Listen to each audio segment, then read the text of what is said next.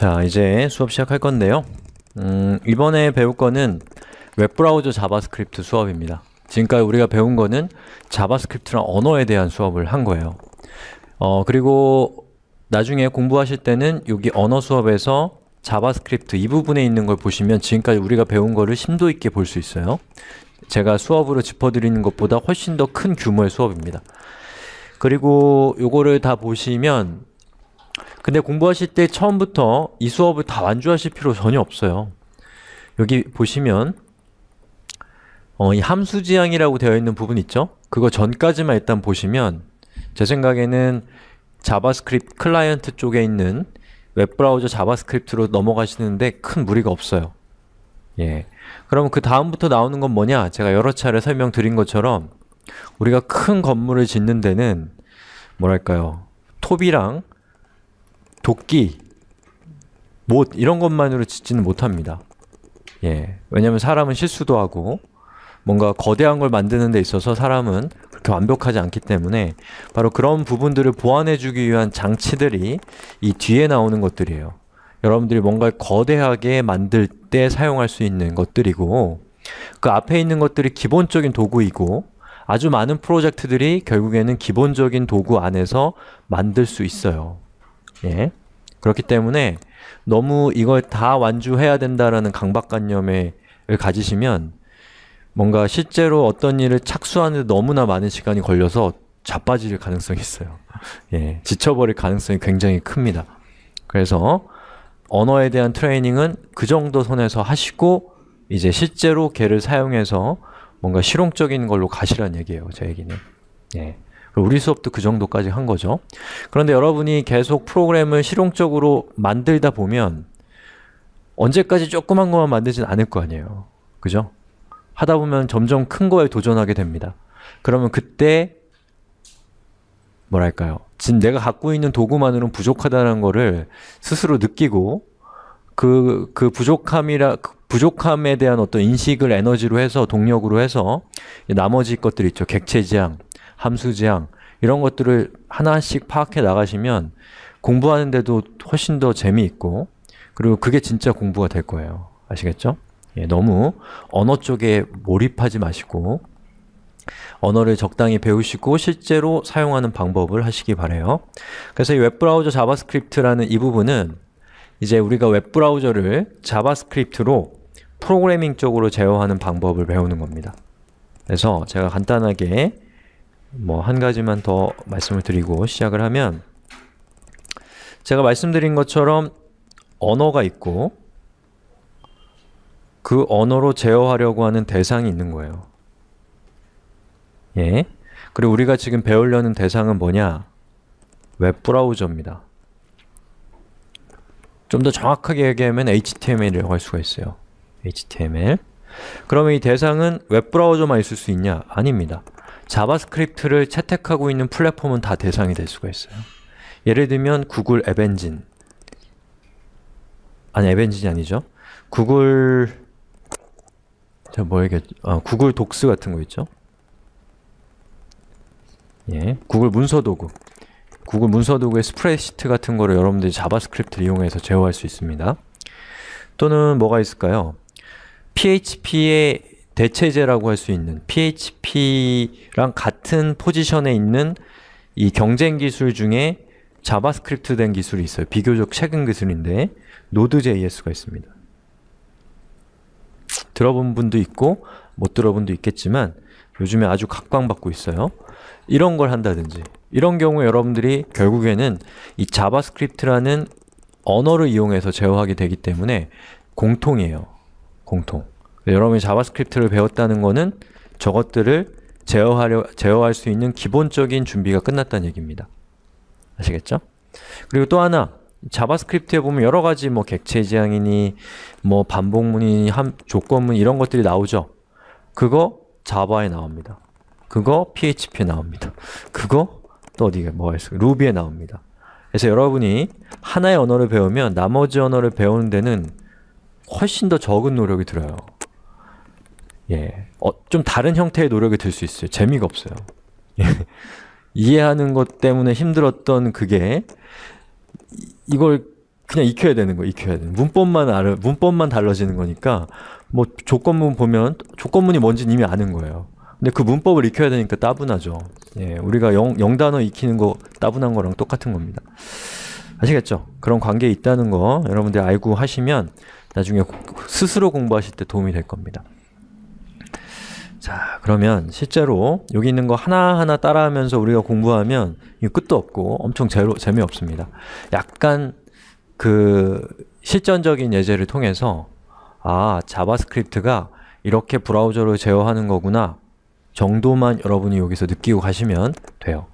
예, 그 이상의 거는 혼자 공부하시면 된다는 겁니다.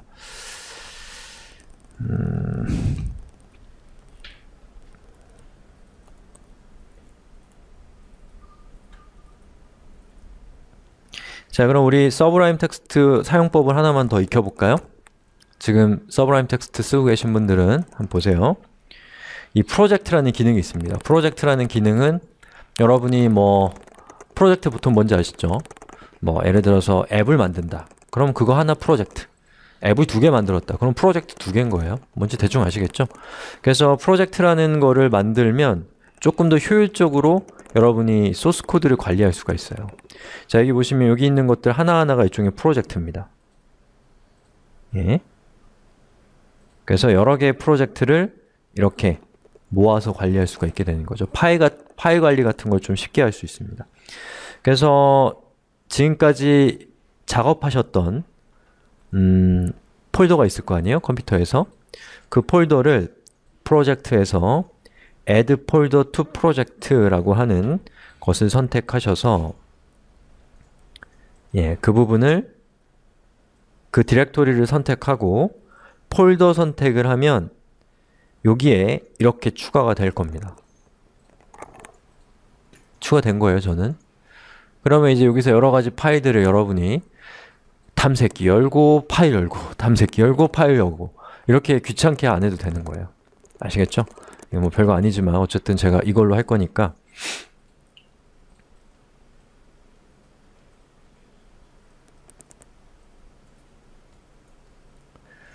자, 됐죠?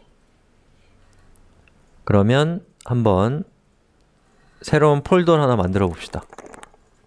자, 여기 보면은 new 폴더라고 되어 있는 거 보이시죠? 이걸 누르면 밑에 이렇게 뭐가 떠요? 저기다가 폴더의 이름을 정해요. 뭘로 할까요?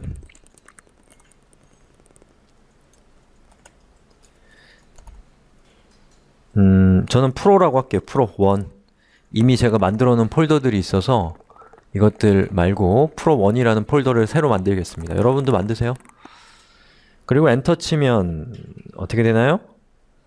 자, 프로1이라는 디렉토리가 만들어집니다. 프로1 됐어요? 핑. 자, 그리고 우리 지금까지 만들었던 예제 있죠? 그 조그만 사이트 만드는 예제 있었잖아요.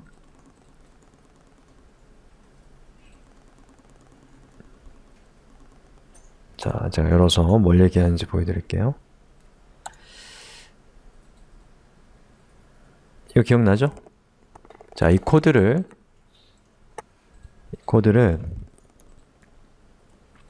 카피해서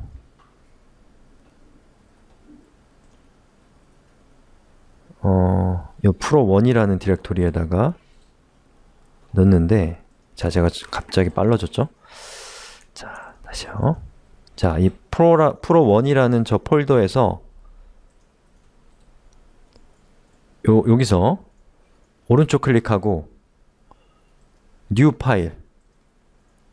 그러면 여기에 나오는 파일은 여기 있는 프로1이라는 저 폴더에 만들어질 파일이에요.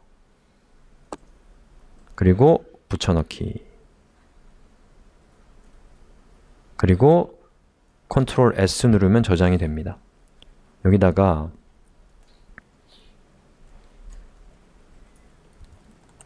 sample1.html이라고 할게요.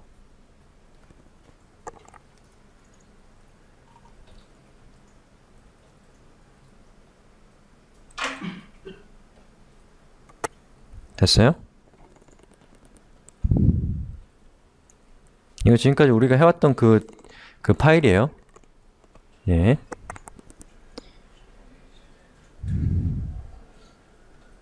그리고 이 파일을 한번 열어봅시다.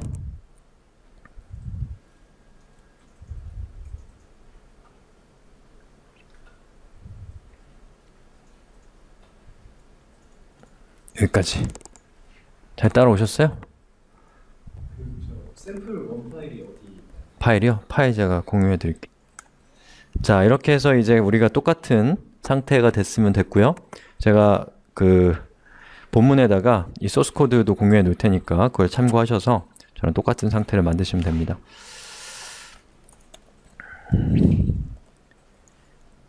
자,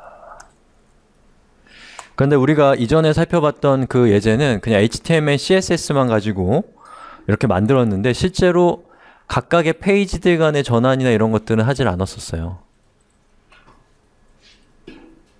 이렇게 링크가 있긴 한데 지금 링크가 안 되어 있었어요. 그래서 여기 있는 요거를 클릭하면 HTML 문서로 가고, 여기 있는 CSS를 클릭하면 CSS 문서로, CSS를 설명하는 문서로 가고, 이렇게 해야지 실제로 하나의 웹페이지가 만들어졌다고 할 수가 있는 거죠. 그죠? 우리가 한 페이지만 했으니까. 그래서 두 개의 페이지를 한번 만들어 봅시다. 지금 sample1.html이거든요. 지금 보고 계신 이 화면이 sample1.html이에요. 아직 안 열렸다고요? 어떤 게요? 자, 이 상태에서 우리가 파일을 만들고 클릭하면 일로 가고 클릭하면 절로 가고 이렇게 해야지 이제 실제로 사이트처럼 되는 거니까, 여기에 이 부분 있죠? 요거는 요거의 태그를 HTML과 관련되어 있는 파일로 연결하고, 요거는 CSS에 대한 내용을 담고 있는 파일로 링크를 걸어야 되는 거예요. 자, 그거를 해볼 겁니다. 자, 우선 HTML이라는 텍스트는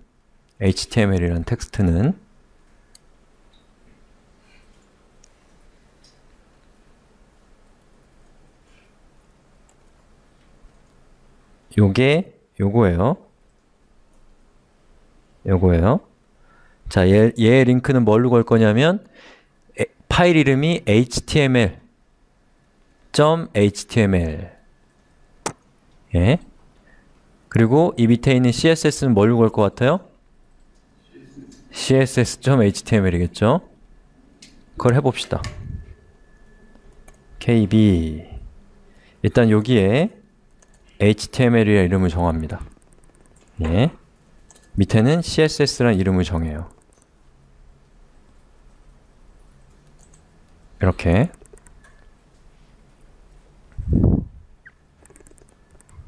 됐어요? 자, 그리고 제가 여기에다 마우스 포인터를 올려놓으면 어떻게 되나요? 요 밑에 어떻게 되어 있어요? html.html이죠? 즉, 현재 이 문서가 위치하고 있는 그 디렉토리에 있는 html.html을 가리키게 되는 겁니다. 자, 그리고 CSS까지 했으니까 이제 뭘 하냐면 파일을 또 하나 만들어요. new 파일. 그리고 이 파일은 html.html의 이름을 가질 거예요.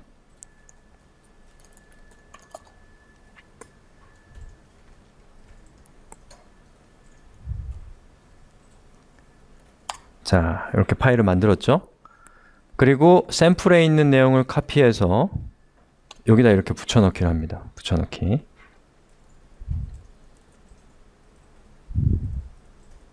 됐어요?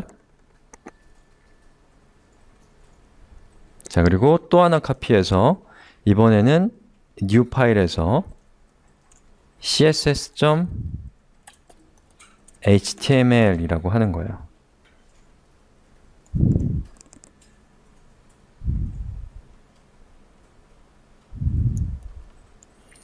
자, 그러면 현재 디렉토리에 html.html과 css.html이 있고, 이 각각의 파일은 서로에서 이쪽에서 이쪽으로 이동할 수 있게 링크를 걸어준 상태예요.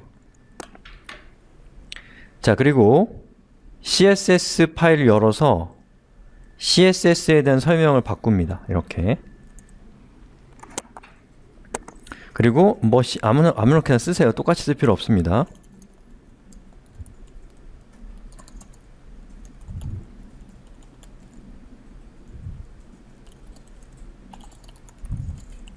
뭐 이런 식으로 쓰는 거예요. 됐어요?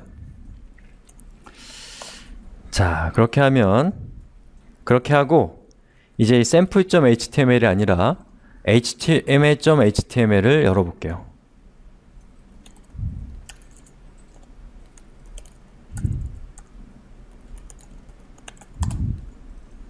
뭐 똑같죠? 근데 이 상태에서 CSS 누르면 이제 CSS가 열리고, 그리고 HTML 누르면 HTML이 열리는 거죠. 예. 이 파일을 여러분이 그대로 웹서버에다가 올려놓으면, 그러면 그게 웹사이트인 거예요. 그 웹사이트인 겁니다. 예. 그런데 어때요? 파일 만드는 과정이 쉽지가 않죠? 만약에 이 파일이 2개가 아니라 1000개라고 생각해 보세요. 이거 만드는 거 쉽겠어요? 그리고 1000개인 상태에서 여러분이 파일 하나를 추가했어요. 그럼 어떻게 해야 돼요? 링크를 다 바꿔줘야 되는 거예요. 할만해요? 할만하지 않기 때문에 옛날에는 웹이 작았던 거예요. 그게 할만해지는 순간 웹이 폭발적으로 성장을 하는데, 그런 역할을 하는 게 우리가 뭐 조만간에 배우게 될 서버 쪽 기술이 들어가면서 이런 것들을 이제 프로그래밍 쪽으로 하게 되면서 이제 그게 가능해지는 겁니다. 예. 어때요? HTML이 웹이라는 게 그렇게 발전을 하는 거예요. 처음에는 서버 쪽 기술이 없었어요. 따로. 그냥 이거 그대로 올리는 거였어요. 자, 그럼 이제 우리가 자바스크립트로 이 웹페이지를 제어하는 걸 해볼 건데, 일단은 버튼을 만들어서 그 버튼을 우리가 클릭하면 여기 있는 요 웹페이지의 스킨이, 웹페이지의 디자인이 반전되도록 해볼 거예요.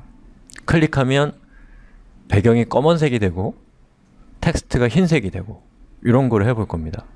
뭔지 아시겠어요? 자, 해보죠. 그럼 제일 먼저 뭘 해야 되겠어요? 순서대로 하는 거예요. 그쵸? 버튼부터 만드는 겁니다. 자바스크립트는 나중에 생각하는 거예요. 자, 우선 버튼을 만들어 봅시다. 자, 여기 css.html에 뭐 적당한 위치에다가 넣으면 되는데, 뭐 지금 뭐 우리가 디자인이나 이런 것들이 중요한 사항은 아니니까 일단은 버튼은 대충 이 아티클 쪽에다 넣을게요. 아티클 밑에다가 넣겠습니다. 버튼 태그가 뭐였어요? 그렇죠. input입니다. input. 타입은 버튼이에요. 자, 이거 이거 외우고 다니기는 쉽지 않아요. 나중에 기억 안 나면 구글에서 버튼, HTML, 태그 이렇게 검색하면 다 나옵니다. 예, 이거 머릿속에 막 기억하려고 막 몸부림치실 필요 전혀 없어요. 그리고 클릭을 하면 블랙으로 바뀌게 할 거니까 블랙이라고 써주는 거예요. 그리고 이렇게 하면은 블랙이라는 레이블을 갖고 있는 버튼이 하나 만들어질 거예요.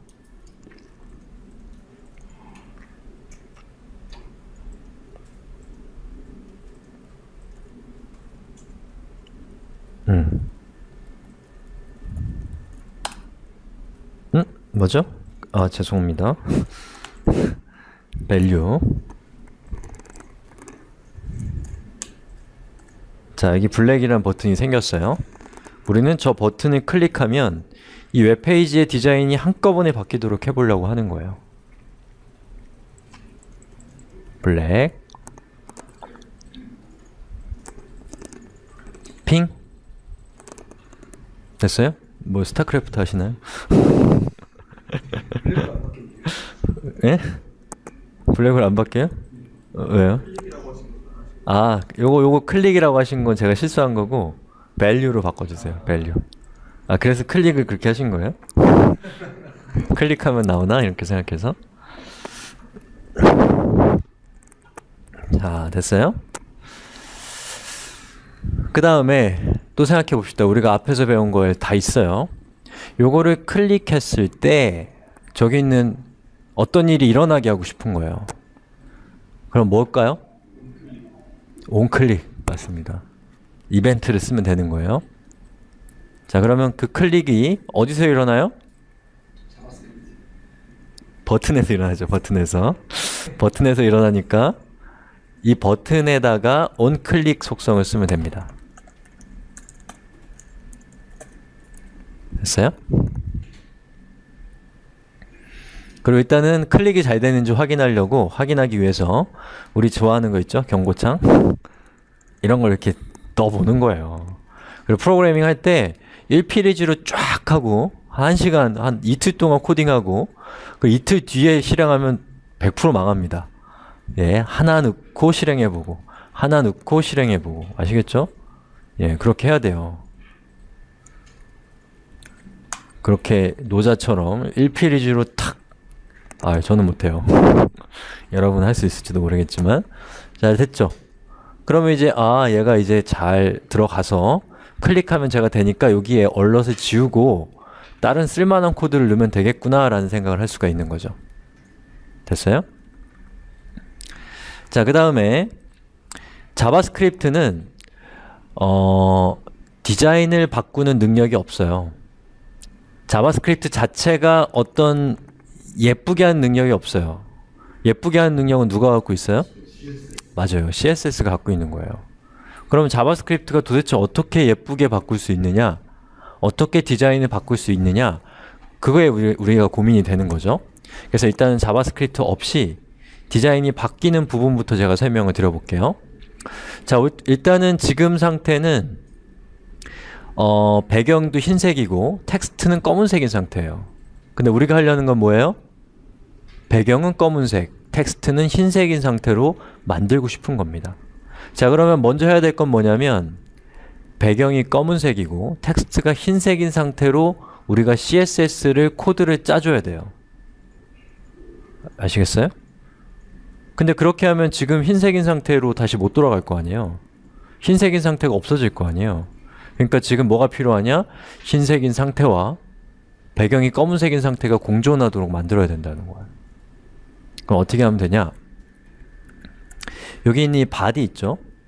이 바디의 클래스 네임으로 제가 만약에 블랙이라고 주면 백그라운드 컬러가 검은색으로 바뀌도록 하는 거예요. 그리고 얘가 블랙이 아니면 그냥 기존의 상태로 하는 거죠. 자, 제가 하는 얘기 이해가세요? 블랙이면 배경이 검은색, 얘가 없으면 배경이 그냥 흰색인 상태로 우리가 CSS를 짜놓고 그리고 나중에 자바스크립트로 저 바디의 클래스 값을 우리가 프로그래밍적으로 쟤만 바꿔줄 수 있으면 그거에 따라서 디자인이 바뀔 수 있다라는 거예요. 자, 이해 안 갈 수 있어요? 지금 얘기만으로는. 자, 우선 블랙인 상태에서 디자인을 바꿔볼 건데 제가 여러분들한테 설명 안 드렸었을 법한 게 하나 있어요. 뭐냐면 자, 일단 얘기하면서 하죠. CSS 선택자의 문법에서 클래스는 앞에 뭐가 붙어요? 그쵸. 아유, 어떻게 그걸 잊어버리지 않을 수가 있어요? 저라면 잊어먹었을 것 같은데. 자, 점 블랙이면 얘는 뭐죠? 클래스가 블랙인 엘리먼트들, 클래스가 블랙인 태그들을 선택하는 선택자입니다. 자, 그러면 백그라운드 컬러를 어떻게 하면 돼요? 블랙으로 하면 됩니다. 그러면 제가 얘를 실행시켜 볼게요. 어때요? 검은색이 됐죠? 이게 왜 됐는지 기억나세요? 자, 우리 일종의 총정리 겸으로 하는 거예요. 자, 됐나요? 자, 됐고요. 그리고 컬러 화이트 이렇게 하는 거예요. 그럼 어떻게 될까요? 이렇게 됩니다. 어때요? 디자인이 바뀌었어요. 근데 이렇게 되면 뭐예요? 그냥 검은색인 거죠. 우리는 흰색으로 흰색, 검은색을 왔다 갔다 전환하게 하고 싶은 거잖아요. 그죠? 자, 그럼 어떻게 하면 될까라는 거죠. 일단은 자바스크립트는 나중에 살펴보고 제가 실시간으로 얘를 한번 바꿔볼게요. 여기 있는 블랙이라고 되어 있는 이 코드 있죠? 저 코드를 제가 삭제해 볼게요. 뭐죠? 조준 실패예요? 자, 어때요? 흰색으로 바뀌었죠? 맞아요? 그리고 제가 여기다가 다시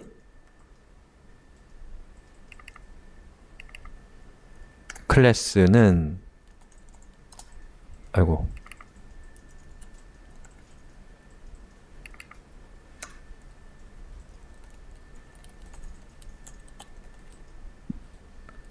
엔터 치면 어떻게 돼요? 디자인이 검은색 배경으로 바뀌었죠? 지금 제가 뭘로 했어요? 손으로 했어요. 손으로 클래스 네임을 만들었다, 지웠다, 만들었다, 지웠다를 하고 있는 겁니다. 바로 그 역할만 자바스크립트가 해줄 수 있으면 현재 이 보고 계신 이 화면의 디자인을 클릭에 따라서 바꿀 수 있는 거예요. 아니면 얘를 조금 응용해서 어떤 걸 할 수 있냐? 자바스크립트로 여러분들이 현재 시간을 알아낼 수가 있어요. 그리고 현재 시간이 몇 시냐에 따라서 만약에 밤이 됐다. 그러면 눈의 피로를 줄이기 위해서 검은색 배경을 쓰게 하고 낮이 되면 흰색 배경을 하게 하고 그런 것도 할 수 있는 거죠. 아니면 여러분이 네이버나 뭐 여러 가지 서비스에 접속해서 그 뭐죠? 기상 상태를 알려주는 그런 정보를 제공해 주는 데가 있어요. 그런 데에 접속해서 그 정보를 가져와서 현재의 기상 상황에 따라서 이 웹페이지의 디자인 같은 것들을 바꿔주는 일을 할 수가 있다는 겁니다. 아시겠죠? 그런 걸 할 수 있는데 우리는 그 중에서 제일 간단한 걸 해볼 거예요. 자, 봅시다.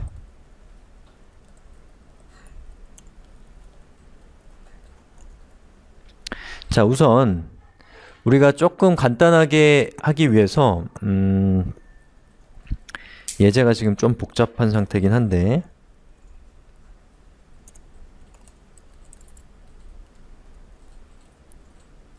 일단 이렇게 할게요.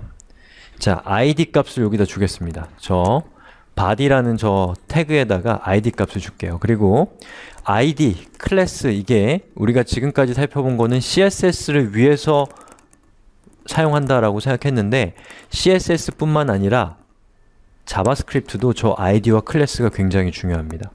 왜냐? 자바스크립트를 여러분들이 제어하려면 제어하려는 대상을 선택하는 게 기본이에요. 그 선택할 때 선택의 대상을 id, 클래스 또는 태그 네임으로 하는 건 똑같습니다. 자바스크립트도. 자, 그래서 제가 이 id에다가 그냥 가볍게 이해하기 쉽게 타겟이라고 줄게요. 우리가 제어하려는 대상은 쟤예요. 왜 그렇겠어요? 우리가 지금 하려는 게 뭐예요? 저 body라는 태그의 클래스 네임을 다른 걸로 바꿔주고 싶은 거예요. 그러니까 우리의 타겟이 뭐겠어요? body가 되는 거예요. body가.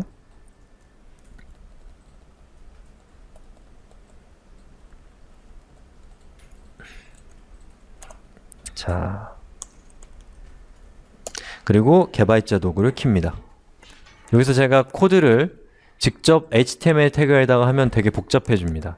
그래서 조금 더 심플한 방법 내지는 여러분이 실제로 코딩할 때 유용할 수 있는 방법을 설명을 드릴게요.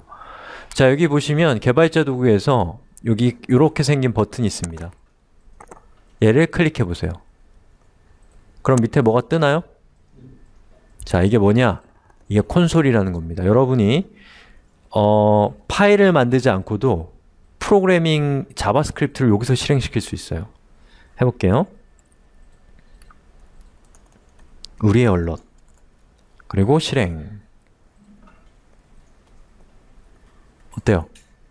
파일에다가 직접 기술하지 않고도 경고창을 띄울 수가 있죠. 됐나요? 엔터. 자, 엔터 치시면 됩니다. 실행. 그 밑에 줄에 있는 undefine이라는 거 무시하세요. 예. 됐어요? 자, 그럼 이제 우리가 파일에서 이렇게 아웅다웅 할 필요가 없어졌어요. 여기서 그냥 해서 최종적으로 잘 되는 거 확인하면 그때 파일에다가 쓰면 훨씬 더 편리해지는 거죠. 그죠? 자, 그리고 또 하나 다큐먼트라고 한번 입력해 보세요. 다큐먼트 점 write 이거 기억나세요? 이거랑 비슷한 건데 다른 거예요.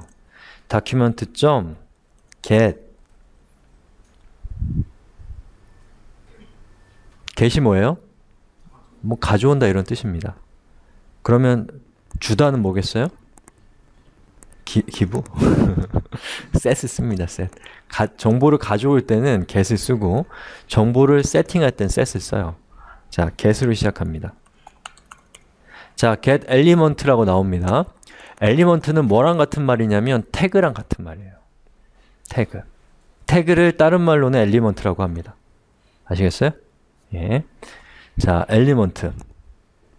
그리고 by. by가 뭐예요? 예, 대충 그렇게 생각하시는 거 맞아요. 자, by id. 이건 뭐겠어요? get element. 태그를 가져오는데 id를 이용해서 가져온다는 뜻이 되겠죠. 대충 그렇게 해석이 되겠죠. 그럼 우리가 아까 사용했던 id가 뭐예요? target. 바로 그 타겟을 이렇게 줍니다.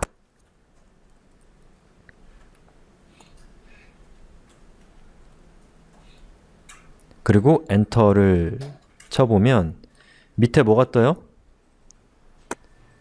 이렇게 뭐가 뜨죠?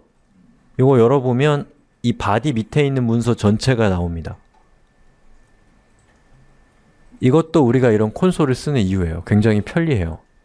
제가 지금 한 게 뭐예요? 타겟이라고 하는 id 값을 가지고 있는 태그를 가져오는 명령을 쓴 겁니다.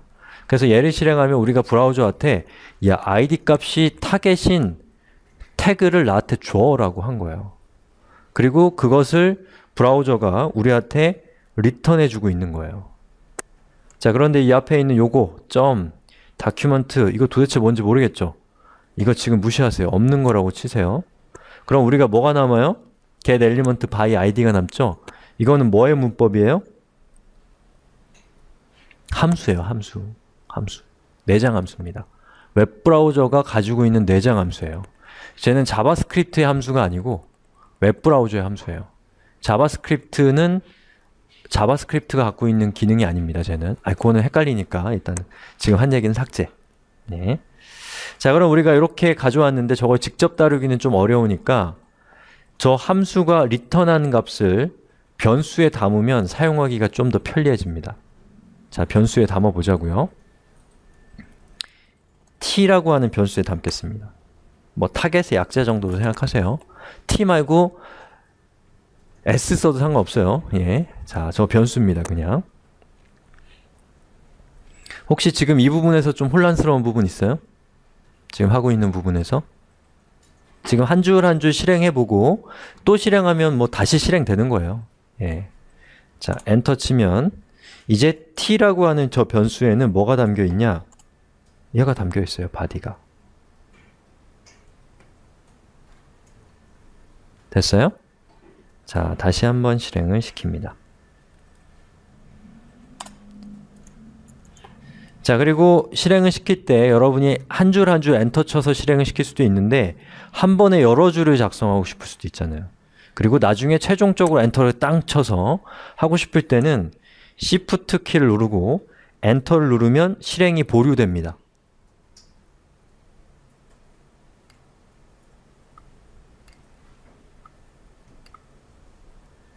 그리고 t에는 현재 뭐가 담겨 있어요? body 태그가 담겨 있습니다. 자, 그리고 그 다음에 클래스 name 이라고 하고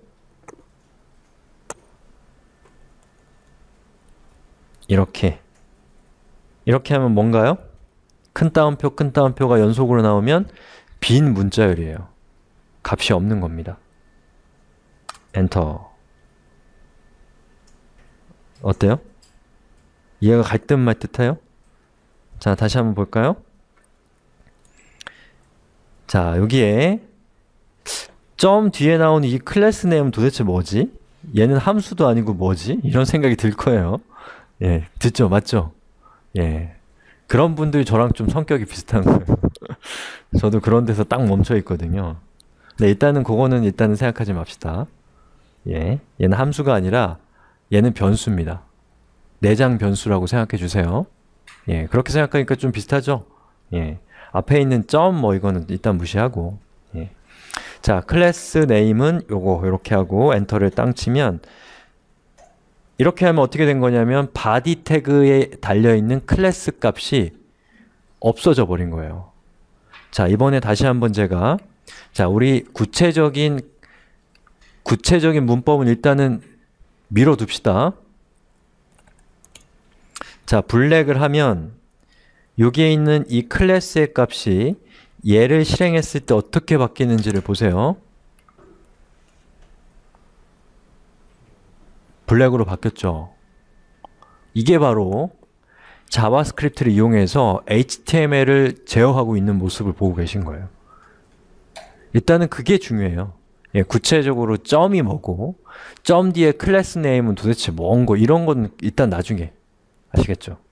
자, 그래서 지금 우리가 한 거를 콘솔에서 편리하게 실행을 시켜봤는데 이걸로는 끝난 게 아니잖아요. 저 버튼을 클릭했을 때 그게 동작하도록 해야 되잖아요. 그걸 해보자는 겁니다.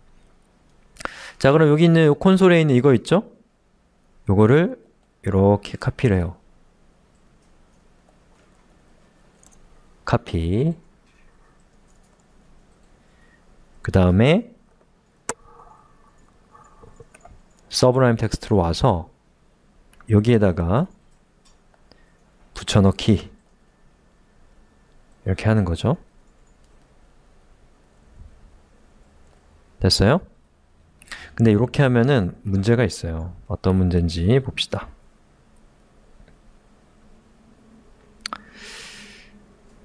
자, 여기 보면은 여기 클래스 네임 할 때 제가 요거 뭘 썼어요? 큰 따옴표를 썼어요. 근데 여기 있는 onClick이라는 이 속성의 값이 시작할 때 큰 따옴표를 썼잖아요. 그러니까 자바스크립트 웹브라우저 입장에서는 큰 따옴표가 시작하면 속성의 값이 이미 시작된 거예요. 쭉 가는 거죠. 쭉 가다가 어디까지 와요? 여기서 속성의 값이 끝났다라고 생각하는 거예요. 그 속성의 값이 여기서 진짜 끝난 거예요? 우리의 의도는? 아니죠. 우리의 의도는 속성의 값은 여기까지인 거예요. 근데 브라우저 입장에서는 그 의도를 알아차릴 수 있어요? 없죠. 그러니까 이건 에러가 날 수밖에 없어요. 그럼 어떻게 하면 되냐? 얘를 작은 따옴표로 바꿔요. 자, 이렇게 하고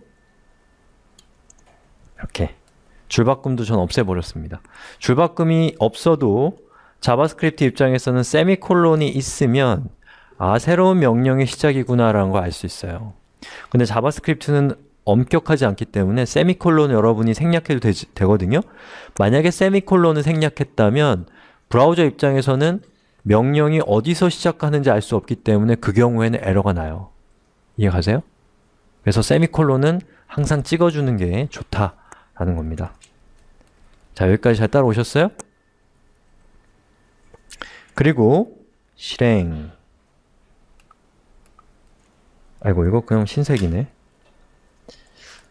자, 요거 그대로 카피해서 일단 카피, 붙여넣기, 그리고 블랙이라고 되어 있는 부분을 화이트로 바꿉니다. 그럼 쟤 뭐겠어요? 클릭하면 배경이 흰색으로 바뀌려고 하는 거예요. 그럼 나머지 코드는 그대로 가는데 여기 있는 부분을 뭐 이렇게 없애주는 코드로 바꾸는 거죠. 이렇게 하면 아까 봤던 거예요. 자, 그러면 화이트를 누르면 어떻게 돼요? 이렇게 화이트가 되고 이렇게 하면 어떻게 되나요? 블랙이 됩니다. 블랙. 됐어요? 자, 여기서 중요한 게 뭐냐? 자바스크립트가 HTML, CSS, 자바스크립트 세 가지 기술이 결국에는 우리가 눈에 보이는 영역에서 사용되는 모든 기술이에요. 뭐 자바니, 파이썬이니, 데이터베이스니 이런 것들은 눈에 보이는 것과는 무관해요. 걔들은 데이터 영역이에요. 데이터 영역. 우리 눈에 보이지 않는 데서 동작하는 기술들입니다. 그렇기 때문에 여기서 중요한 거는 자바스크립트를 이용해서 우리가 프로그래밍적으로 웹브라우저를 정확하게는 웹브라우저가 정확하죠. 프로그래밍적으로 브라우저를 제어하고 있다는 게 중요합니다. 그 제어를 할 때 우리가 어떤 언어를 사용한 거예요? 자바스크립트를 사용한 겁니다. 그리고 이 자바스크립트라는 것은 웹브라우저와 우리 자바스크립트 개발자가 모두가 알고 있는 규칙이 있기 때문에 우리는 그 규칙에 따라서 코드를 작성하면 이렇게 프로그램을 만들 수가 있게 되는 거예요. 그러니까 지금 우리가 살펴본 건 굉장히 간단한 기능이지만 이 기능이 여러 가지 그 자바스크립트의 문법적인 것들을 사용하고 문법이 왜 필요하겠어요? 우리가 어떤 논리적인 것들을 전개하기 위해서 필요한 거죠. 그 논리에다가 이 브라우저가 제공하는 기능들, 예를 들면 방금 보셨던 어떤 태그의 클래스를 변경할 때 사용하는 이 클래스 네임이라든지 또는 이 브라우저에서 id 값이 타겟인 엘리먼트를 가져올 때 사용했던 get element by id라든지 이런 것들은 바로 브라우저가 제공하는 기능이에요. 그 기능을 우리가 브라우저의 사용 설명서를 읽고서 거기에 적혀 있는 대로 그 기능을 자바스크립트로 제어를 하게 되는 거예요. 그 기능을. 자, 그렇게 해서 이제 프로그램이 만들어진다는 거죠. 자, 여기서 뭐 자바스크립트 관련해서 제가 웹브라우저를 제어하는 뭐 여러 가지 기능들을 다 설명드리는 건 좀 부담스러운 거예요. 여러분들한테도. 그러니까 나중에 여기 있는 수업을 보시면 되고요. 우리 jQuery가 뭔지는 봐야 될 거 아니에요. 그거를 지금 볼 겁니다. 자, 근데 그걸 하기 전에 한 가지 해야 될 거는 뭐냐? 일종의 모듈이라고 하는 거에 대해서 조금 설명을 드릴 필요가 있는데 모듈. 자, 우리가 지금 몇 개의 페이지가 있나요? 3개인데 지금 HTML, CSS만 놓고 보면 2개죠. 2개의 페이지가 있는데 제가 지금 css.html 파일을 수정했거든요. 그러면 이게 html.html 파일에 수정이 되어 있나요? 반영이 되어 있을까요? 안 돼 있겠죠. 그러니까 힘들어지는 거예요. 그래서 여러분들이 괴롭힐 만한 여러 가지 기술들은 다 여러분이 하나를 고치면 10군데, 1000군데, 10,000군데, 1,000,000군데가 바뀔 수 있도록 하는 기술들이에요. 앞으로 여러분들이 배울 기능들은 그 중에 한 꼭지를 한번 볼 겁니다. 자, 일단은 여기에 CSS 부분 있죠? 이 CSS가 각각의 css.html과 html.html에 따로따로 존재하니까 얘가 이미 달라진 거예요. 그쵸? css.html과 html.html이 달라진 상태인 거예요. 이거 우리가 원하는 게 아니죠. 그럼 어떻게 하면 되냐? CSS 코드만 별도의 CSS 파일로 만들고 그 별도의 CSS 파일을 각각의 HTML 페이지들이 로드해서 사용하도록 하면 아까 우리가 함수를 사용했던 것과 동일한 효과를 낼 수가 있어요.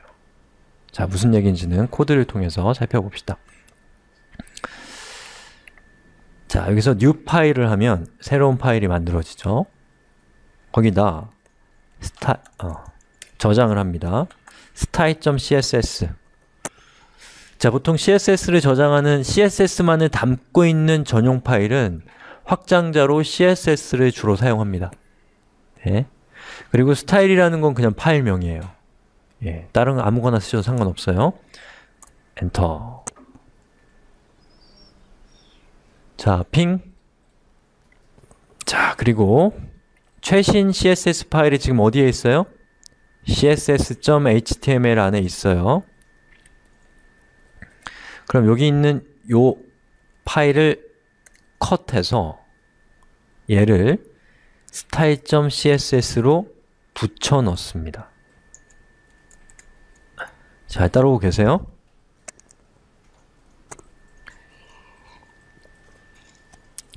여러분이 이걸 보면서 염두에 두셔야 될 거는 CSS는 저런 거구나 라기보다는 더 중요한 건 프로그래밍이라고 하는 게 재활용성을 높이기 위해서 정말로 많은 노력을 하고 있구나 라는 것을 염두에 두셔야 돼요. 여러분들을 괴롭힐 기능들은 대부분 재활용성을 높이기 위한 것들이에요. 앞으로 그걸 모르시면 계속 건 바이 건인 거예요. 볼 때마다 그거를 따로따로 이해하게 되니까. 자, 링크라는 태그가 있습니다. 링크라는 태그가 있어요. CSS를 읽어올 때는 링크라는 태그를 써야 돼요. 그리고 href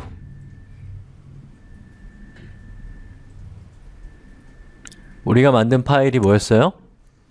style.css죠. style.css를 href라는 속성의 값으로 줍니다. 자, 저런 거는 다 약속되어 있는 거니까 여러분들이 그 약속을 지키셔야 돼요. 그리고 기억이 안 나면 검색하세요. 예, 검색하면 됩니다. 그리고 rel 그리고 여기다가 쓰면 돼. 저도 지금 기억이 안 나요. 그럼 제 사이트 가서 저는 이거 봅니다. 아, 내가 어떻게 했더라? 이렇게. 얼마나 솔직해요. 이렇게 쭉 보면 제가 옛날에 했던 코드가 이렇게 막 줄줄이 나오는 거죠. 여기 나오잖아요, 그죠? 이거 그대로 카피해서 이상하게 이거 안 헤어져요, 저도.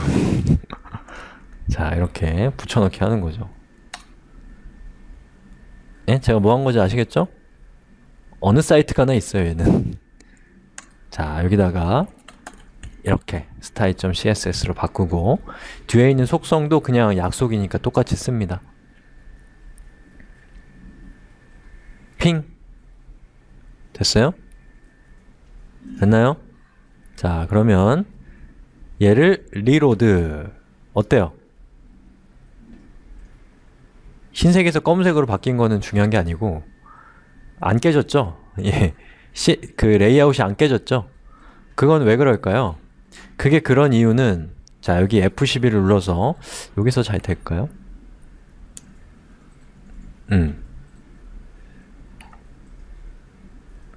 네트워크라고 되어 있는 거 보이세요? 네트워크라는 탭으로 들어가 보면 이 탭이 하는 역할은 뭐냐? 현재 우리가 연 이 문서가 얘예요. css.html 그리고 그 밑에 있는 style.css는 뭐겠어요? 그쵸. 여기 있는 이 문서가 안에 CSS를 로드하는 태그인 링크 태그가 있었죠. 그 링크 태그를 브라우저가 만나면 이걸 보고 아, style.css 파일이 필요하구나 라는 걸 알고 조용히 아주 은밀하게 style.css에 접속합니다. 그리고 가져와요. 다운로드를 해요.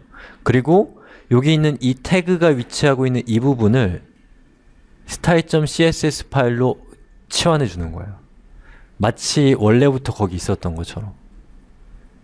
예, 아시겠죠? 그리고 그거를 일목요연하게 보여주는 기능이 이 네트워크 탭에 있어요. 그래서 만약에 저희 오픈 튜토리얼스 이 사이트를 네트워크로 열어보면 어때요?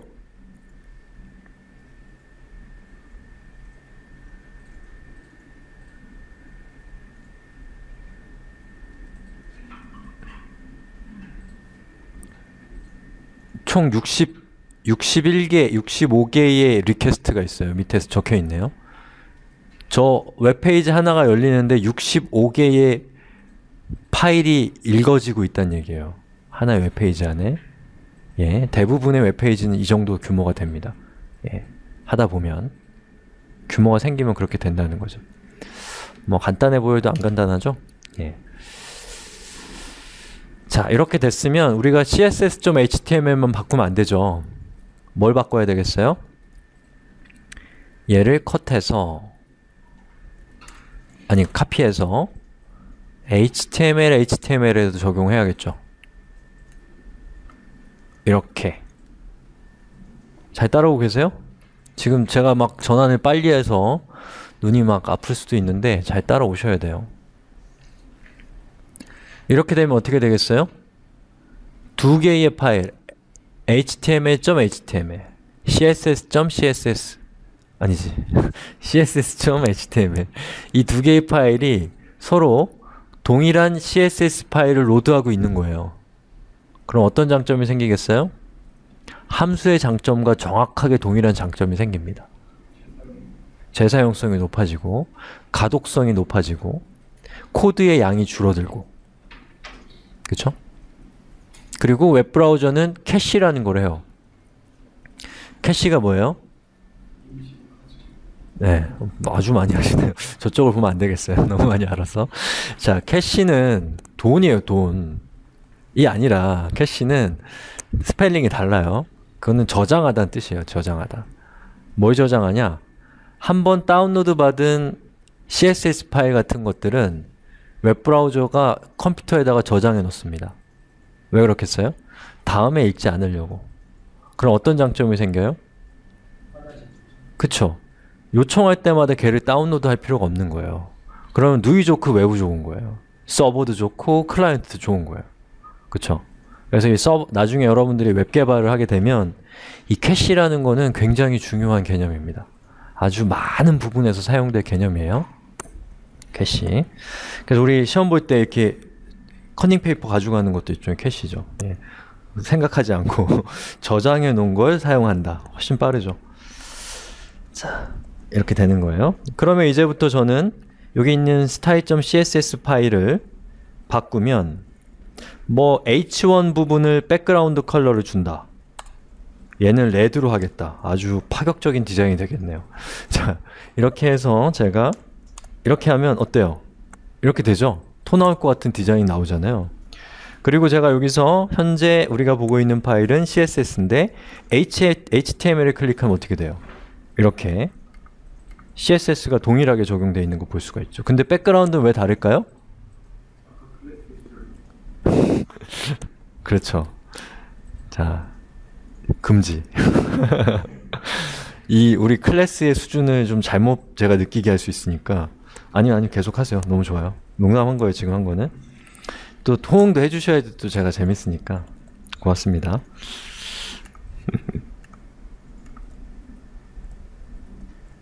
자, 얘는 클래스가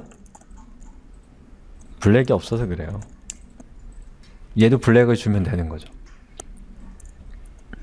그러면 얘도 이렇게 되고 이렇게 되고 어때요?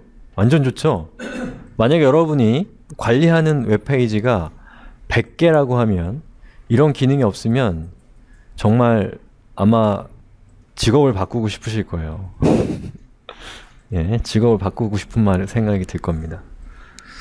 물론 이런 기능이 없다면 100개 이상의 페이지를 만들지 않을 거기 때문에 결국에 우리의 행복도가 크게 나빠질 리는 없을 거예요, 사실은. 근데 문제는 뭐냐? 내 옆에 있는 옆에 있는 애는 이걸 알아요. 근데 나는 이걸 모를 때 문제가 생깁니다. 인류가 이 기능을 모르면 상관없어요. 근데 인류는 아는데 나는 모를 때 문제가 생깁니다. 그러니까 우리가 이렇게 미친 듯이 경쟁할 수밖에 없는 거예요. 되게 슬프네요, 슬퍼 갑자기. 수업을 그만하고 싶은 생각이 들 정도로. 그럼 어떻게 해요? 우리가 뭐 문명을 등지고 살 수는 없잖아요. 전 경쟁을 되게 싫어하는데 또 경쟁을 안 할 수가 없으니 남이 뛰는데 내가 어떻게 안 뛰어요. 그래서 전쟁도 일어나고 하는 거죠. 자, 됐죠? 자, 그러면 지금 제가 한 거는 CSS에서의 재활용성을 높여주는 일종의 모듈화 기능을 써본 거예요. 그러면 자바스크립트도 그게 될까요? 되죠. 되죠. 그리고 이런 개념들은 제가 진짜 여러 번 얘기했죠. 계속 등장합니다. 여러분을 괴롭히는 것들은 다 이런 거예요. 그리고 괴롭히는 건 다 이유가 있으니까 좀 참으세요. 괴로워도. 예. 옆에 있는 친구는 아는데 나는 모르면 얼마나 힘든지 보셨죠? 예, 바로 그런 것 때문에 우리 공부를 안 할 수가 없는 겁니다. 자, 그러면 일단은 아까 우리가 했었던 이 코드에서 이 부분 있죠. 여기 있는 이 코드. 너무 길어요. 그쵸? 너무 길지 않아요? 이 정도면 안 긴가요? 저 개발 10년 했는데 저도 긴데 여기 오늘 처음 프로그래밍 하시는 분들은 막 눈이 팽팽 돌 겁니다. 심지어 제 한 줄이잖아요. 그죠? 그러면 쟤를 별도로 모아놓고 싶다. 그럼 어떻게 하면 될까요? 파일로 빼는 건 일단 뒤에. 그 전에 먼저 할 거는 펑션. 함수를 쓰는 거죠. 예. 저분이 막 대답한다고 여러분들 막 실망하지 마세요. 출발이 다릅니다. 예, 이미 프로그래밍을 하다 오신 분이 있고 이미 그 필드에서 다른 분야에서 아주 성숙한 개발자도 와 계세요. 그러니까 저 사람 어떻게 저거 대답하지? 이런 생각하지 마세요. 아셨죠? 우리 다 출발이 달라요. 마음 놓고 대답하세요. 예. 자, 이렇게 여기다가 함수를 쓸 건데 뭘로 할까요? 뭐 이렇게 할까요? change skin 이렇게. 네? 그리고 입력값으로 화이트, 블랙을 주냐에 따라서 디자인이 이렇게도 바뀌고 저렇게도 바뀌게 할 수가 있겠죠. 자, 그러면 여기에다가 입력값을 얘는 블랙, 그죠? 그리고 위에다가 뭐 헤드에다가 넣어도 되고 바디에 넣어도 되는데 스크립트 태그를 만들어서 일단은 얘를 여기다 갖다 놓습니다. 근데 이렇게만 하면 안 되죠. 이렇게 하면 안 되고 일단은 클립보드 안에 카피 앤 페이스트한 코드가 있으면 불안하잖아요. 그러니까 일단 저기다 놓고 작업을 하는 거죠. 얘 쪼갭니다. 그리고 우리가 지금 사용하려고 하는 정의해야 되는 함수의 이름이 뭐예요? change skin입니다. change skin. 자, 함수가 시작된다 라는 뜻에서 펑션 시작 change skin 그리고 이렇게 기본 틀만 일단 잡아놓고 디테일한 것들은 차근차근 추가하면 돼요. 자, 얘를 이렇게 넣습니다. 됐죠? 그 다음에 우리가 함수를 정의했는데 지금 우리가 정의한 함수는 입력값이 없어요. 입력값을 받을 수 있게 해야겠죠? 자, 그러면 어떻게 할까요? 여기 change skin 뒤에 변수를 만들면 되는데 변수의 이름은 뭐가 좋을까요? 컬러? 컬러 괜찮네요. 컬러. 그러면 이 컬러를 이렇게 바꿔주면 되겠나요? 자, 잘 따라오고 계세요?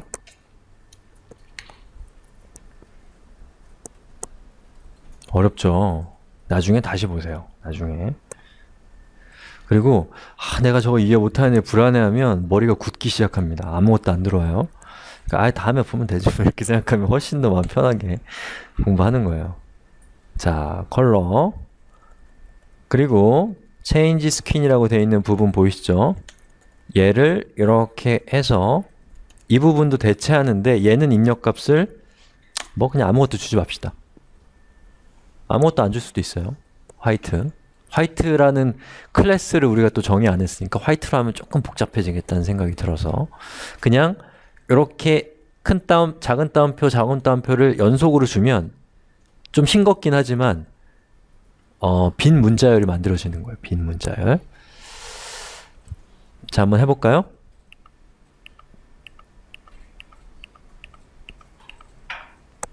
힘들죠? 보고 있기. 자, 블랙 앤 화이트가 이렇게 만들어지죠. 만약에 뭐 백그라운드 노란색으로 하고 싶다. 뭐 계속 추가하면 되는 거죠.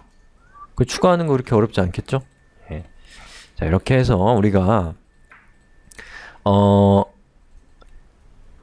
처음부터 함수를 잘 만들긴 힘들 수 있어요. 그러니까 처음에는 그냥 코드를 쭉 짜다 보면은 코드가 막 길어지면서 답답해지는 거예요. 아니면 코드가 여러 군데에서 사용되기 시작하는 거예요. 그러면 그때 여러분이 함수를 만들 때가 됐구나 라는 사고가 자연스럽습니다. 처음부터 얘가 함수로 할 수 있을 것이냐 그게 아니고 하다 보니까 얘를 함수로 만드는 게 좋겠다라는 판단이 되면 그때 여러분이 코드를 고쳐 나간다고 생각하세요. 그게 숙련되다 보면 처음부터 함수를 만들게 되는 거예요. 아시겠죠? 처음부터 함수를 잘 만들긴 힘듭니다. 자, 이렇게 했는데 지금 어때요? css.html은 change skin이 적용됐습니다. 그런데 html.html은 아직 적용이 안 된 상태인 거예요. 그렇죠? 그럼 얘도 똑같이 적용하려면 일단은 뭘 해야 되나요? 여기에 있는 이 부분, 버튼 부분을 카피해서 이 부분을 똑같이 만들어 주는 거예요.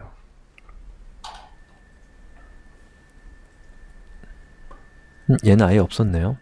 아티클 부분에다가 이렇게 만들어줍니다. 그래서 HTML 파일 두 개를 똑같이 만들어 준 거예요. 근데 HTML 파일 두 개 똑같이 만들어 이런 걸 계속 하다 보면 이것도 짜증이 날 거 아니에요. 그럼 이것도 재활용할 수 있지 않겠냐라는 생각을 할 거 아니에요. 우리 선대 엔지니어들이 했겠죠. 그래서 만들어진 게 PHP, 펄, 파이썬의 그 장고니 뭐니 하는 것들이 다 그런 애들이에요. HTML의 재활용성을 높이기 위한 것들이라는 거예요. 지금 제가 걔를 보여드릴 수는 없지만 대충 취지만 여러분들이 이해하시면 제가 아니라 다른 분한테 배워도 되게 쉽게 이해할 수가 있을 거예요. 그 취지를 모르면 그 설명이 다 끝난 다음에 취지를 할 수 있어요. 아시겠죠? 자, 이렇게 했으니까 우리가 요 자바스크립트 코드를 또 별도의 파일로 빼서 재활용성을 높여서 이 코드를 더 높은 수준으로 끌어올려야겠죠. 그럼 그때 어떻게 하냐? 일단은 파일을 만듭니다. new 파일. 그리고 파일명은 script.js로 하겠습니다. 여기서 JS는 보통 자바스크립트의 확장자명을 JS를 씁니다. 앞에 있는 스크립트는 제가 마음대로 정한 이름이에요. 자, 엔터. 그리고 제가 카피한 코드를 붙여넣기. 예? 자바스크립트 코드를 카피해야죠.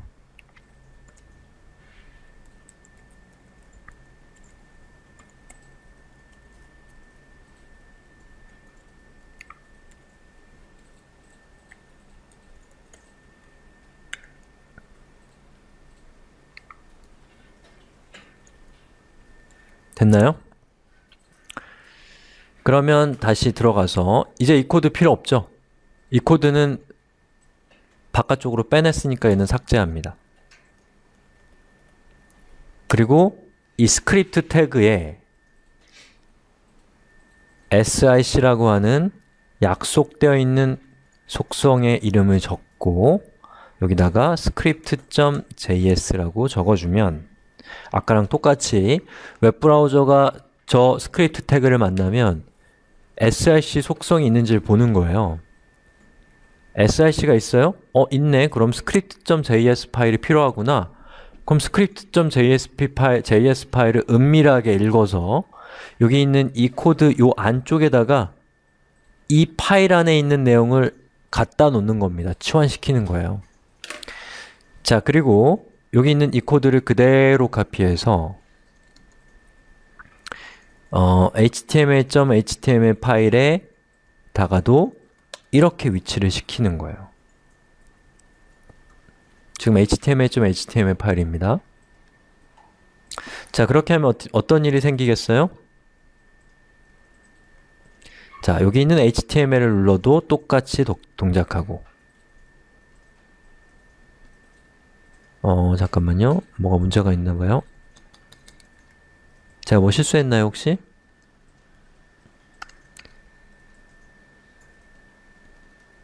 이럴 때는 이렇게 브라우저에서 이렇게 열어보면 에러가 있는지를 확인할 수 있어요. 스크립트 3에 있는 클래스 네임이 없대네요.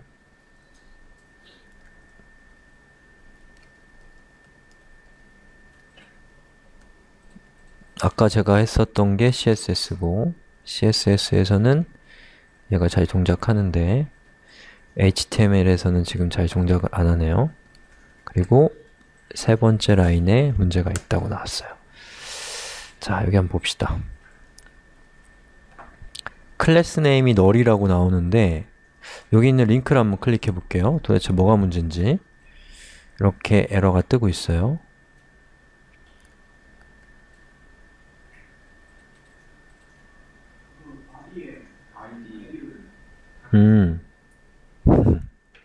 맞아요.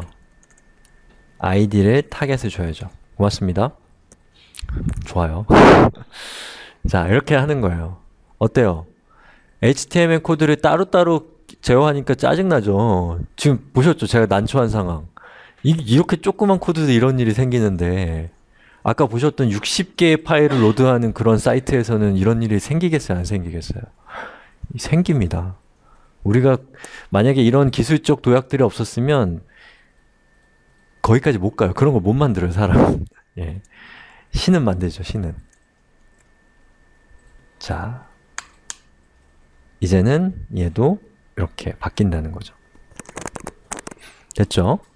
이렇게 해서 지금 우리가 살펴본 거는 뭐 일종의 모듈이라고 하는 그런 개념이에요. 기능이라기보다는 어떤 기능을 바깥쪽으로 빼서 재활용성을 높인다라는 측면에서 우리가 저런 걸 모듈이라고도 하고, 또 다른 말로는 뭐라고 하냐면 라이브러리라고도 합니다. 라이브러리. 자, 라이브러리가 뭐예요?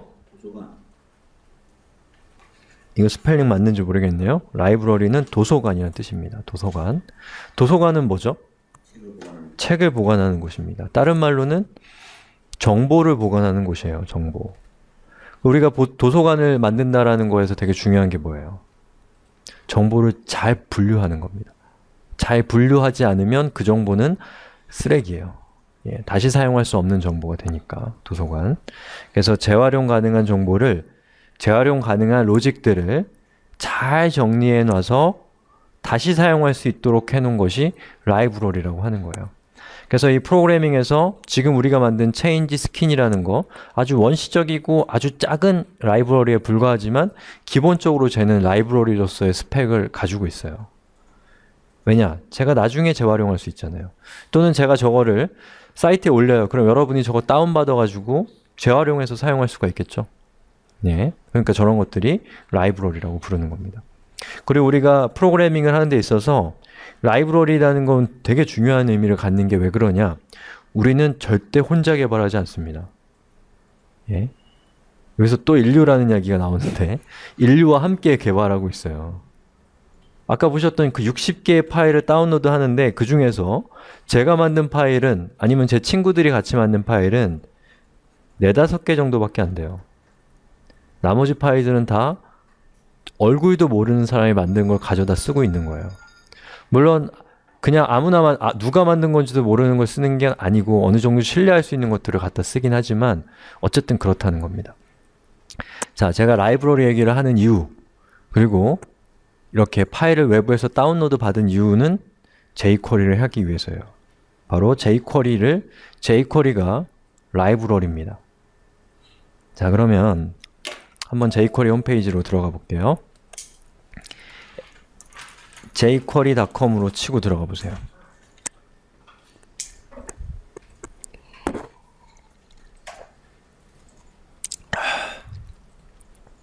jQuery. 그럼 여기 여러 가지 것들이 있는데 그 중에서 다운로드 jQuery를 한번 클릭해 보세요.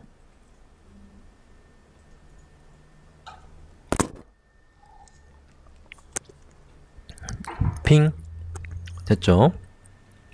자, 여기서 파일을 다운로드 받아서 아까 우리가 만들었던 그 script.js 파일 같이 적당한 곳에다 넣고서 걔를 로드해서 사용하시면 돼요. 아까랑 똑같은 방식으로. 근데 좀 귀찮잖아요. 그냥 얘네가 제공하는 URL을 그냥 그대로 갖다 쓸 수도 있어요. 잠시만요. 여기 보시면 CDN이라는 게 있거든요.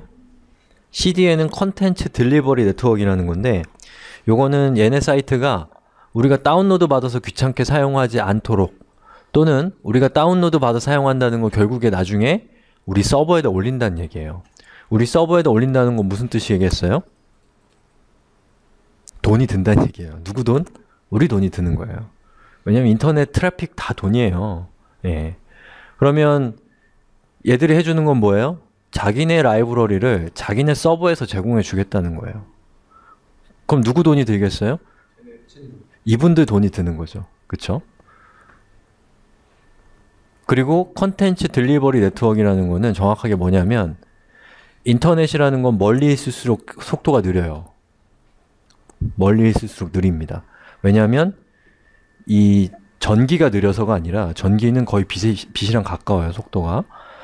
그게 아니라 중간에 경유지가 많기 때문에 확률적으로 느려지는 거예요.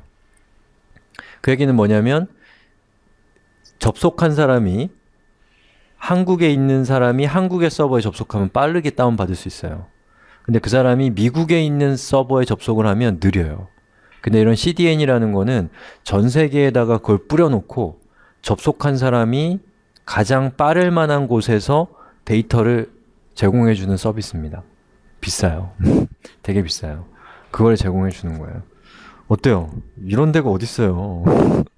이렇게 아낌없이 주는 데가 어딨어요? 진짜 이 개발자들의 문화는, 제 개발자들은 미래에 살고 있다고 저는 봅니다. 미래가 그런 모습이었으면 좋겠어요. 멋있죠, 개발자들? 그리고 심지어 이 CDN을 마이크로소프트나 또는 구글 같은 회사가 경쟁적으로 제공하고 있어요. 예, 막 아웅다웅 하면서 아더 CDN이라고 있죠. 구글, 마이크로소프트, 뭐 기타 등등 회사들 있죠. 차이가 각자 속도나 이런 게 조금씩 다르죠. 그리고 우리가 뭐 구글 같은 회사는 빨리 망하진 않을 거라는 생각이 있으니까 좀 더 신뢰하고 사용할 수가 있겠죠. 왜 이런 회사들이 이런 행동을 할까요? 경쟁심 아닙니까? 뭐 여러 가지 이유가 있겠지만 제가 보기에는 영향력의 문제인 것 같아요. 예. 개발자들의 환심을 사는 것도 되게 중요한 거고. 왜냐하면 지금 우리가 자바스크립트를 배운 이유가 뭐라고 했죠? 뭔가 제어하려고 하는 거예요. 그리고 오늘날 굉장히 많은 제품들, 소프트웨어로 만든 제품들이 자기 자신을 프로그래밍적으로 제어할 수 있도록 만듭니다. 다시 말해서 API라는 걸 제공을 해요. 그럼 우리는 자바스크립트 같은 거 이용해서 그 API를 제어하는 거죠. 그래서 어떤 회사의 가치는 그 회사의 사용자가 얼마나 많느냐 라는 게 기본 가치였어요, 지금까지는. 다시 말해서 그 시스템이 제공하는 UI의 사용자가 얼마나 많으냐, 유저 인터페이스에. 근데 오늘날은 또 다른 가치가 생기는 건 뭐예요? 그 회사가 만든 제품에 그 회사가 제공하는 API를 얼마나 많은 개발자가 사용해서 그 위에서 애플리케이션을 만드느냐 라는 것이 그 회사의 핵심적인 가치로 변하고 있다는 거죠. 옛날에는 그렇지 않았어요. 그래서 지금 프로그래밍 열풍도 사실은 그 맥락에서 볼 수 있는 거죠. 자, 좀 얘기가 새길로 샜는데 아무튼 여기서 가져오시면 되는데 여기 보시면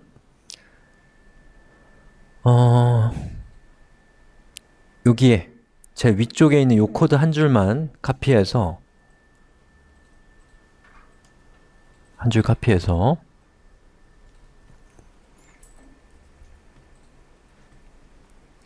여기다가 딱 붙여넣기를 합니다. html.html에다가 저는 붙여넣기를 했어요. 그리고 저 파일을 수정할 겁니다.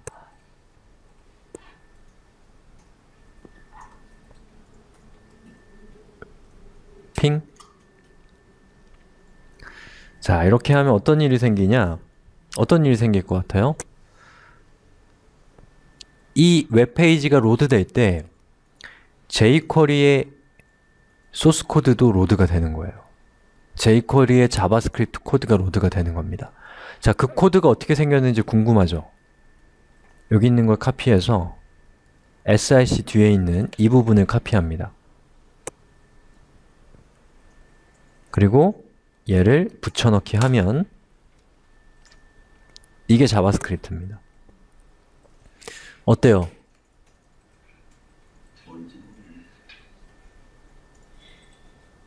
겁나 길죠? 이거 미니파이라고 해서 줄바꿈이라든지 주석이라든지 이런 거 다 없애버린 거예요. 이거 얼마나 큰 코드인지 여러분들 금방 와닿지 않을 수 있는데 이거 짠다고 생각해 보세요, 본인이.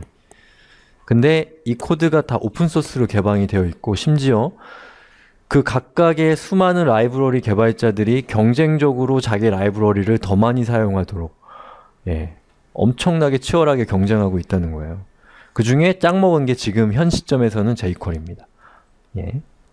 그러면 jQuery라는 거를 우리가 써보는 걸 통해서 라이브러리가 무엇인가를 좀 체감하시면 되겠고, 그리고 좋은 도구, 여기서 얘기하는 좋은 도구는 라이브러리예요.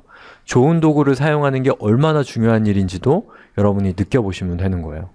그리고 구체적인 수업은 제 수업이나 또는 요즘에 그 웹학교라고 하는 그 유튜브에 그 동영상을 또 저처럼 만들어서 올리시는 분이 계세요. 굉장히 양질의 컨텐츠를 올리고 계시더라고요. 그래서 거기 한번 찾아보셔도 jQuery에 대해서 되게 풍부한 내용들이 잘 나와 있을 거예요.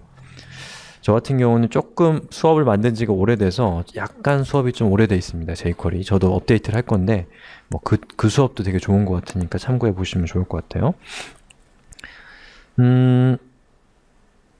뭐 하려고 했죠, 제가? jQuery 이제 써보는 거죠.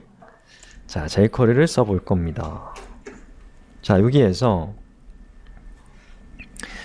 여기 있는 요거 있죠? 그 script.js 우리가 만들었던 이 파일, 저기 change skin이라고 하는 저거 있죠? 저 코드를 제가 jQuery 버전으로 바꿔보겠습니다. 펑션 change skin jQ라고 할게요. 그럼 똑같아요, 나머지는. 핑. 네. 자, 달러 괄호 열고 괄호 닫고. 자, 이게 뭘까요?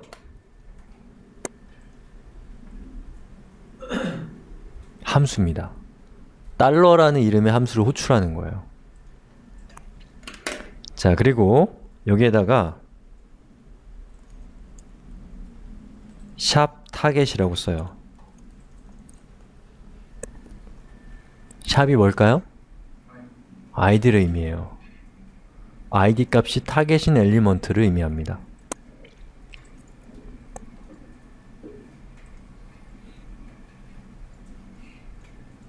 됐어요? 자, 그리고 클래스, add 클래스.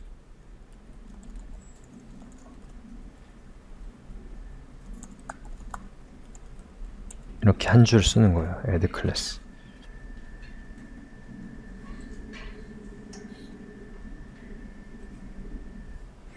add 클래스. 잠깐만요.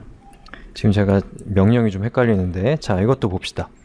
자, 여기 보시면 이 jQuery 홈페이지에 API 다큐멘테이션이라고 있어요.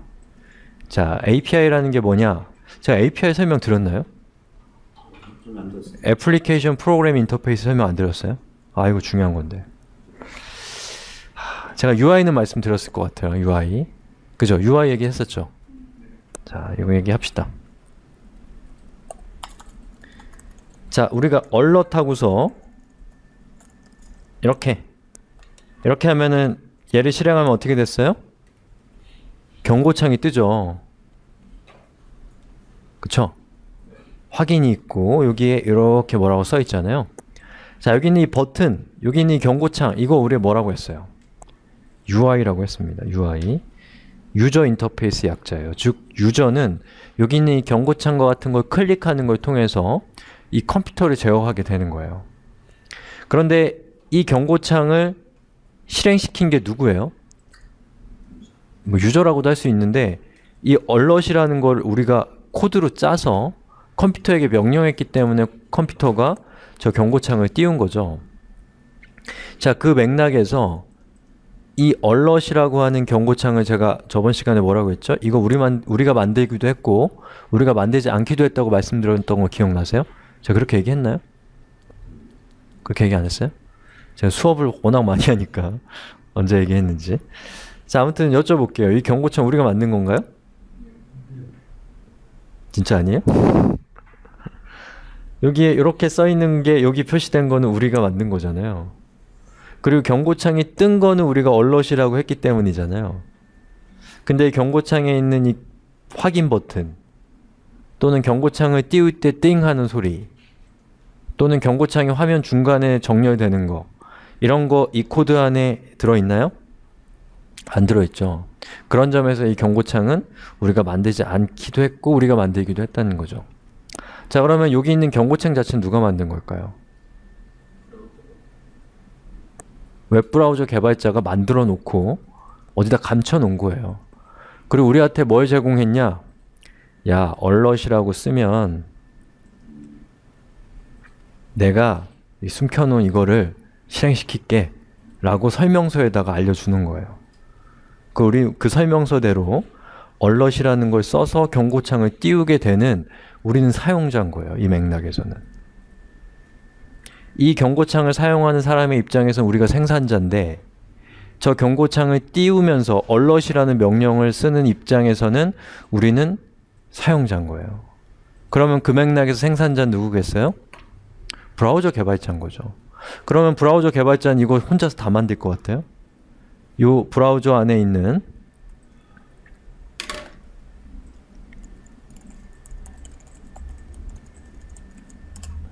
자, 이 경고창 있죠?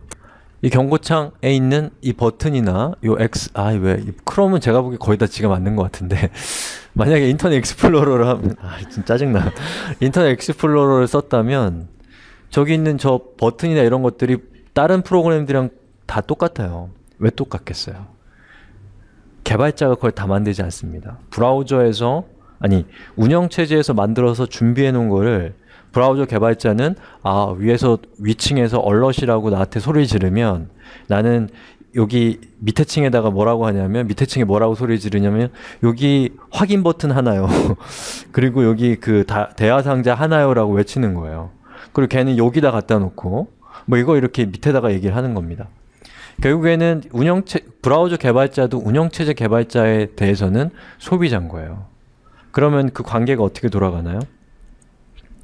여기 있는 요거 있죠?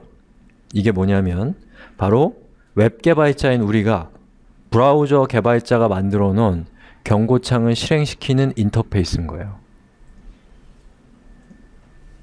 인터페이스입니다. 인터페이스. 그리고 이걸 뭐라고 하냐면 API라고 하는 거예요. API에서 A는 뭐냐? 애플리케이션, P는 프로그래밍 인터페이스입니다. 즉, 애플리케이션을 만들기 위한 행위, E가 프로그래밍이죠. 그 프로그래밍을 할 때 실제 애플리케이션을 만들 수 있도록 도와주는 인터페이스가 API인 거예요. 그리고 그 API를 제공하는 게 누구예요? 플랫폼인 거죠. 이 맥락에서 플랫폼은 웹브라우저예요. 웹브라우저 입장에서 플랫폼은 운영체제인 거예요. 운영체제 입장에서 플랫폼은 뭐 복잡해지겠죠. 예. 거기까지는 뭐 저도 잘 모르겠어요. 아시겠죠?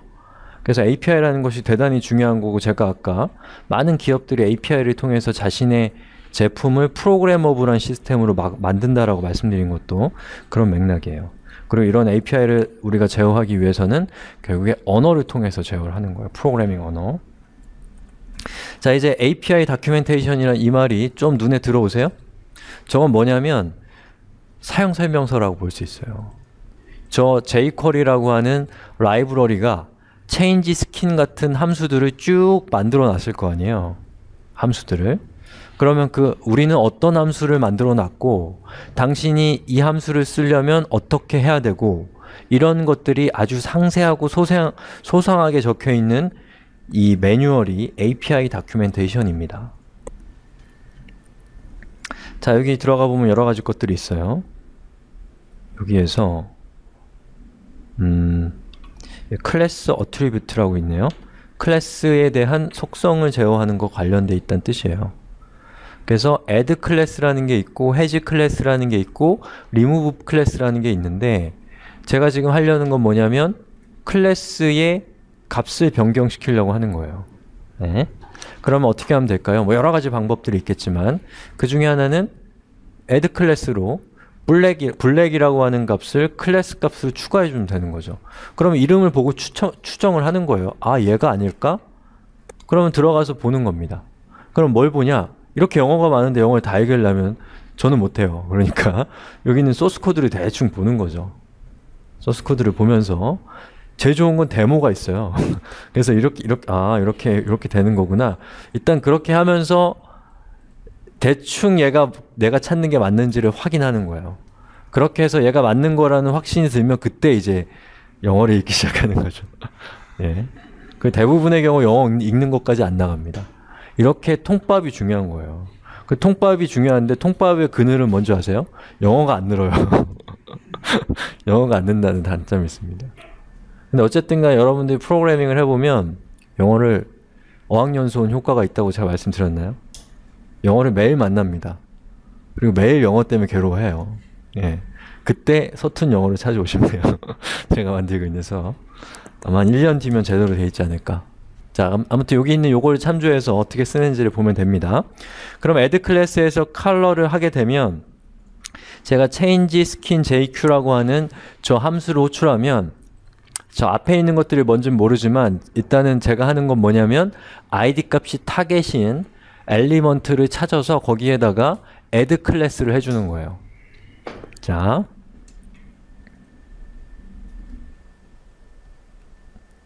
여기에다가는 JQ 요 밑에도 JQ 얘는 좀 애매하긴 한데 일단은 지금 예제가 아주 썩 마음에 들진 않지만 시간이 많지 않은 관계로 제가 취지만 보여드리는 걸로 할게요. 이미 블랙이니까 이렇게 되네요.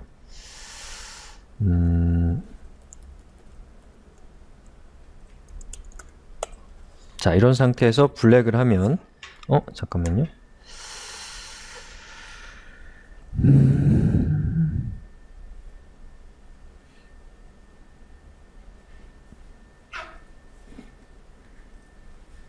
여기서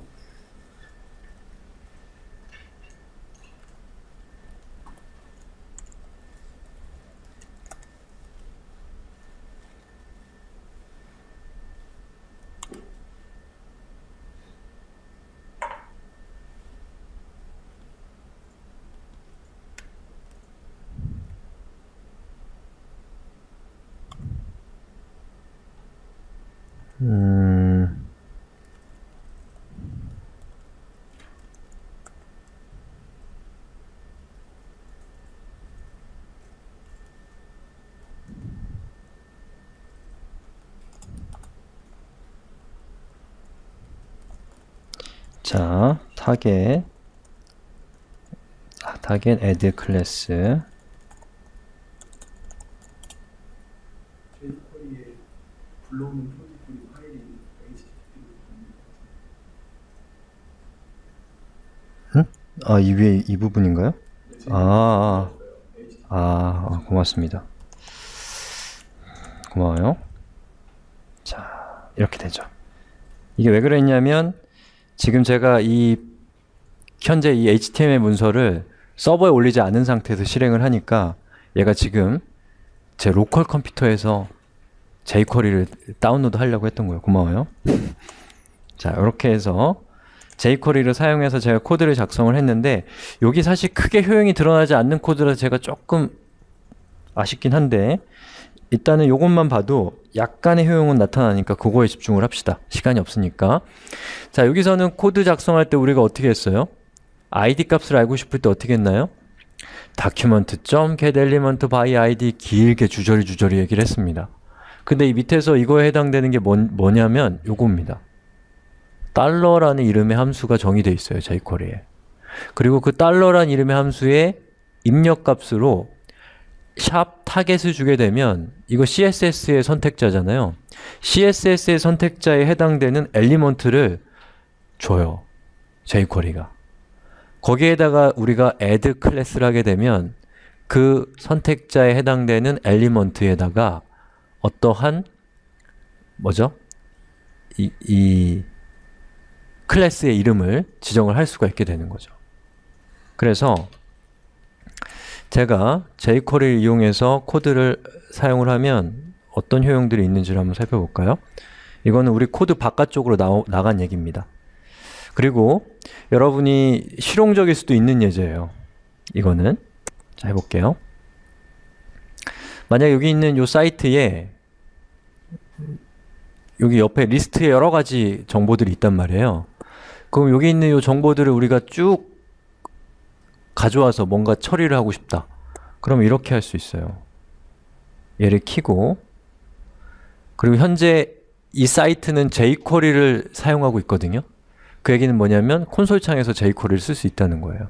만약에 사이트가 jQuery를 쓰지 않는다면 쓰지 못하거나 아니면 여러분들이 이런 개발자 도구 같은 거 이용해서 강제로 jQuery를 HTML 코드를 고쳐갖고서 쓰면 됩니다. 서버에 적용되는 거 아니에요. 그냥 클라이언트 쪽에서만 사용이 되는 거예요. 자, 지금 제가 하는 얘기 잘 이해 안 가도 무시하세요. 이해 안 가면. 자, 여기 있는 요 태그, 여기 있는 요 엘리먼트에 보니까 아주 친절하게도 이렇게 id 값이 topic list tree라는 id 값을 갖고 있어요. 이 사이트가. 완전 친절하네요. 우리가 뭔가를 해보기 좋은 상황이에요. 그러면 jQuery는 약속입니다. 언제나 달러라는 이름의 함수를 사용해서 입력값으로 id 값이 뭐였어요? 토핑 리스트 트리네요. 그죠? 근데 id 값이죠. 그러니까 샵으로 시작해서 토픽 리스트 트리 이렇게 하면 저 엘리먼트를 딱 가져올 수 있어요. 길게 document.get element by 뭐 이런 거 안 써도 된다는 거예요. 그리고 뒤에다가 li를 붙이면 이거는 CSS 선택자에서 어떤 명령이냐면 id 값이 topic underbar list인 태그의 하위 태그 중에 li란 이름을 갖고 있는 태그를 가져오는 명령입니다. 자, 한번 해볼게요. 어때요? 가져왔죠? 자, 이거 가져와요. 가져오고 요 각각의 태그들을 한번 열어서 한번 보는 거예요. 그럼 그 밑에 div가 있고 그 밑에 a 태그가 있네요. 그러면 여기에다가 띄우고 a를 하면 a 태그를 싹 가져오죠. 그죠? 그리고 거기에다가 뭐랄까요? 텍스트